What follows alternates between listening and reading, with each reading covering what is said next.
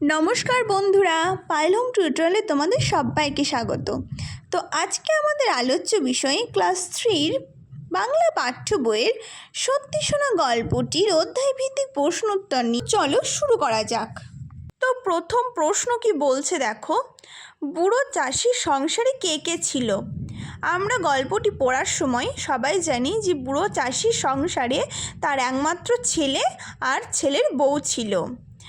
চাষির ছেলেটি কেমন প্রকৃতির ছিল এটা আমাদের আর আলাদা করে বলতে হবে না যে চাষির ছেলে ছিল খুব অলস প্রকৃতির।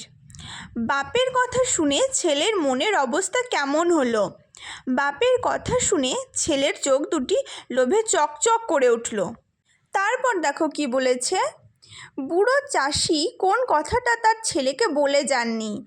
মাটির নিচে সোনা ঠিক কোন জায়গায় পোতা আছে তা কিন্তু বুড়ো চাষি তার একমাত্র ছেলেকে বলে যাননি। নেক্সট দেখো, 2 দাগের প্রশ্ন, সংক্ষেপে উত্তর দাও। প্রথম প্রশ্ন দেখো, চাষির ছেলে সকাল থেকে রাত পর্যন্ত কতটা জমি খুঁড়েছিল? চাষির ছেলে সকাল থেকে রাত পর্যন্ত প্রচণ্ড পরিশ্রম করে 5 বিঘে জমি খুঁড়েছিল। 5 বিঘে সমান 100 কাঠা। তাহলে তোমরা মনে রাখবে 1 বিঘে সমান 20 কাঠা ইকুয়াল টু 5 বিঘে সমান 20 ইন্টু 5, তাহলে 5 20 100, তাহলে 100 কাঠা জমি খুঁড়েছিল। দেখো, চাষির ছেলের প্রথম রোজগারে কে খুশি হয়েছিল? চাষির ছেলের প্রথম রোজগারে তার বউ খুশি হয়েছিল। গল্পে কোদাল দিয়ে মাটি খোঁড়ার কথা বলা আছে, আর কি কি জিনিস দিয়ে মাটি খোঁড়া যায় বলে তোমার জানা আছে? আমরা জানি কোদাল ছাড়াও কিন্তু লাঙল, শাবল, বেলচা, পাওয়ার টিলার, ট্রাক্টর প্রভৃতি দিয়ে কিন্তু মাটি খোঁড়া যায়। 4 দাগে দেখো, সত্যি শোনা গল্পটির মতো আর কোন গল্প তোমার জানা আছে? জানা গল্পটি বন্ধুদের শোনাও।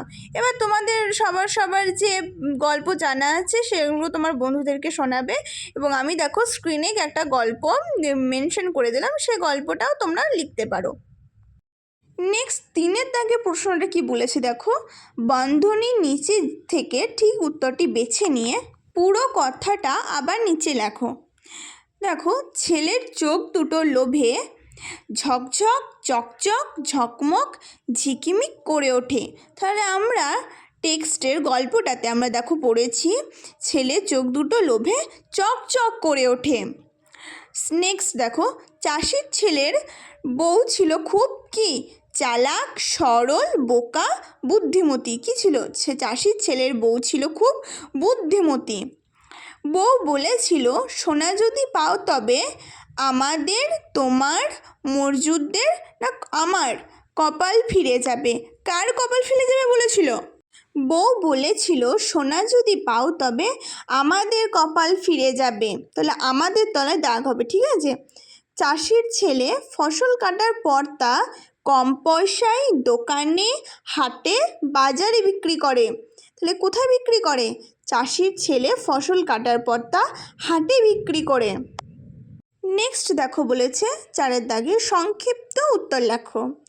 মানে একটা প্রশ্ন দিয়ে দিয়েছে, সেই প্রশ্নটাকে পড়ে বুঝে তোমরা যদি টেক্সটটা পড়ে নিজের ভাষাতে লেখো এবং ভাষা দিয়ে লেখো তাও হবে, বা আমি যেটা বলছি সেটাও হবে। বলেছে দেখো, চাষির ছেলে নিজে চাষাবাদ করার কথা ভাবতে পারতো না কেন? উত্তর দেখো, বলেছে চাষির ছেলে খুব অলস এবং লোভী প্রকৃতির ছিল। সে কোনো কাজ করতো না, চিরকাল সে শুয়ে বসে কাটিয়েছে, তাই সে নিজে চাষাবাদ করার কথা ভাবতে পারতো না। নেক্সট দেখো, শেষ পর্যন্ত চাষির ছেলের মাঠে কাজ করতে যাওয়ার কারণ কি ছিল? মৃত্যুশয্যায় চাষির বলা লুকানো সোনার লোভে এবং বইয়ের কথায় দুজন আবার মজুর ডাকিয়ে জমি খুঁড়তে লাগিয়ে দেয় সে। অন্যদিকে মজুররা যেন সোনার তাল সরিয়ে ফেলতে না পারে তা ভেবে নিজেও কোদাল নিয়ে কাজে যায়। এভাবে মজুর ও চাষির ছেলে মিলে 5 বিঘা জমি কিন্তু খুঁড়ে ফেলে। তারপর সে ভাবে জমি যখন খোঁড়াই হয়েছে তখন চাষ করা ভালো। এই ভেবে সে শেষ পর্যন্ত চাষ করতে যায়। নেক্সট দেখো, চাষির ছেলের বউ কোন সময়কে বীজ বোনার উপযুক্ত সময় বলেছে? তন্ত্র চাষি প্রতি বছর বর্ষার আগে জমিতে ধানের চাষ করতেন। তাই চাষির ছেলের বউ বর্ষা নামার আগের সময়কে বীজ বোনার উপযুক্ত সময় বলেছে। নেক্সট দেখো, সে কোথা থেকে বীজ কিনেছিল? চাষির ছেলের বউ হাট থেকে কিন্তু বীজ কিনে এনেছিল। সে কিসের বীজ কিনে এনেছিল? সে হাটে থেকে সবচেয়ে সেরা ধানের বীজ কিনে এনেছিল। গল্পের কোন মানুষটাকে তোমার সবচেয়ে বেশি পছন্দ হলো? এটা তোমাদের নিজস্ব মতামত দেবে তোমরা। এবং আমার পার্সোনালি যাকে পছন্দ মনে হলো সেটা হলো চাষির ছেলের বউ। ঠিক আছে, সে ছিল কিন্তু খুবই বুদ্ধিমতী এবং তার বুদ্ধির জোরেই কিন্তু এতগুলো সে অলস যে ছেলে ছিল সে কিন্তু পরিশ্রম করলো এবং ফসল ফলালো, তার পারিশ্রমিক পেল। তো নেক্সট আমরা 5-এর দাগে দেখো, নিজের ভাষায় উত্তর দাও। 1 বলেছে, সেটা বলবো বলেই তো ডেকেছি তোমায়। কে এই কথা বলেছে? সে কাকে এই কথা বলেছে এবং সে তাকে কি বলার জন্য ডেকেছিল? অ্যান্সার দেখো, গল্পে বৃদ্ধ চাষি এই কথা বলেছে। সে তার একমাত্র ছেলেকে ডেকে এই কথা বলেছে। সে তাকে তার লুকানো সোনার ঠিকানা অর্থাৎ পরিশ্রম করে টাকা রোজগার করার কথা বলার জন্য ডেকেছিল। ঠিক আছে, নেক্সট দেখো, গল্পে চাষির ছেলের বউ চাষির ছেলেকে কিভাবে সাহায্য করেছে তা লেখো। চাষির ছেলের বউ অত্যন্ত বুদ্ধিমতী ছিল। সে চাষির কথার প্রকৃত অর্থ বুঝতে পেরেছিল। তাই তার স্বামীকে সোজাসুজি কিছু না বলে সে সোনার লোভ দেখিয়ে তাকে বুদ্ধি দিয়ে হাট থেকে ধানের বীজ কিনে এনে মাঠে খাবার পৌঁছে দিয়ে তামাক সাজিয়ে দিয়েছে। এভাবে তার পাশে থেকে চাষির ছেলেকে সাহায্য করে সে। নেক্সট দেখো, সত্যি সত্যি সোনা ফুলেছে মাঠে, কে এই কথা বলেছে?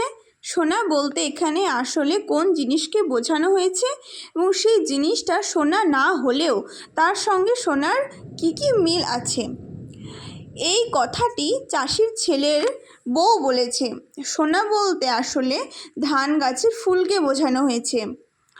জিনিসটা সোনা না হলেও জিনিসটির সঙ্গে সোনার রঙের মিল আছে। ধান বিক্রি করেও অর্থ রোজগার করা সম্ভব, অর্থই হলো এখানে সোনা। নেক্সট দেখো, চাষির ছেলে ফসল বিক্রি করে বাড়ি ফিরলে তার বউ কী কারণে খুব খুশি হলো? চাষির ছেলের প্রথম রোজগার ফসল বিক্রির টাকা, কারণ জমিতে সত্যি সোনা পোতা ছিল। তারপর দেখো, চাষির ছেলে আর তার বউ বুদ্ধি খাটিয়ে আর পরিশ্রম করে কি পুরস্কার পেয়েছে? চাষির ছেলে আর তার বউ বুদ্ধি খাটিয়ে আর পরিশ্রম করে ধানের চাষ করে তা থেকে টাকা রোজগার করেছে। তার সঙ্গে সঙ্গে চাষির অলস ছেলে এও বুঝতে পেরেছে যে বুদ্ধি খাটালে ও পরিশ্রম করলে তার পুরস্কারই অবশ্যই পাওয়া যায়, অর্থাৎ তারা বুদ্ধি খাটিয়েছে বলেই সোনার মতো পুরস্কার পেয়েছে। নেক্সট দেখো, ছেলের বউ খুব বুদ্ধিমতী, তার বুদ্ধির প্রকাশ গল্পে কিভাবে লক্ষ্য করা গেল? এটা তোমরা অবশ্য পারবেই, এবার যে পড়েছো এবং তারপরেও আমি যে স্ক্রিনে দিয়ে দিয়েছি সেটাও তোমরা পড়তে পারো। তো এটা আমরা আর ব্যাখ্যা করলাম না। তো আমরা নেক্সট চলে আসি 6-এর দাগের প্রশ্ন।